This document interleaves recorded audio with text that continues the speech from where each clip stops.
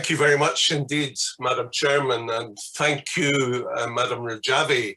It is a great privilege for me to be with you all today on this Zoom conference and to send you greetings from Scotland, particularly to my sisters and brothers in Ashraf Free and in Iran itself, of course, and around the world.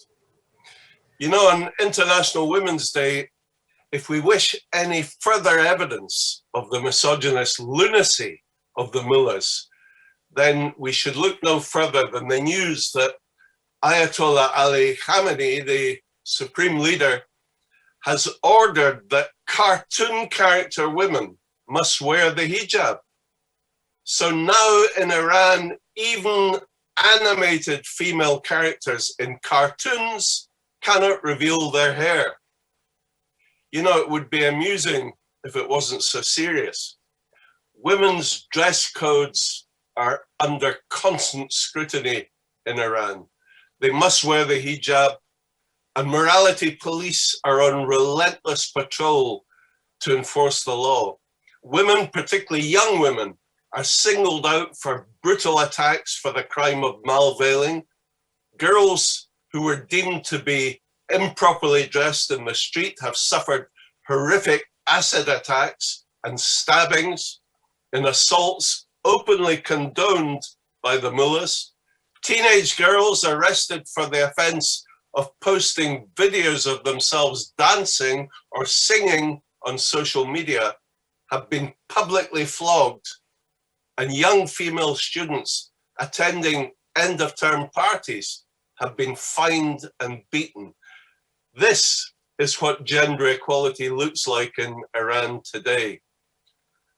The hanging of a 23-year-old woman in Ardabil prison on 22nd February took the toll of women executed by the Iranian regime, as we've heard today already, to at least 114 so far during the presidency of Hassan Rouhani, who is the supposed moderate. Iran is now the world leader in executions per capita, as well, of course, of executions of women and juvenile offenders. Over 4,300 people have been executed since Rouhani took power in 2013, with the number of overall executions and those of women actually believed to be much higher, because the fact is most of these executions take place in secret without witnesses. You know, that's like the entire population of a small town has been wiped out under Rouhani, the so-called moderate president. Young Iranian women are becoming increasingly engaged in the growing opposition to the mullahs' corrupt regime. They are joining the resistance units that are springing up in every town and city in Iran. In the nationwide uprisings that have taken place, tens of thousands of courageous female teachers, medical staff, nurses, students, factory workers, and even pensioners have taken to the streets to demand an end to the regime's aggressive military adventurism across the whole of the Middle East. The mass protests are continuing even during the pandemic.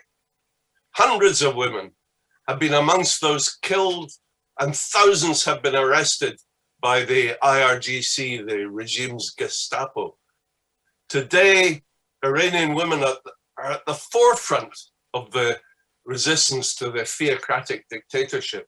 Indeed, the main democratic opposition movement, the PMOI-MEK, is led, as we know, by the charismatic Mrs. Maryam Rajavi. And brave women are now routinely joining their brothers to demand regime change and an end to the misogyny and repression, which has terrorized not only the Iranian people for the past 4 decades, but a vast part of the Middle East as well. Addressing an International Women's Day conference, Malala Yousafzai, the Nobel laureate, said, "We realize the importance of our voice when we are silenced, Well, Malala Yousafzai was right. The women of Iran are no longer prepared to be silenced. They will be heard, and their cry for freedom and democracy will resonate around the world. Thank you.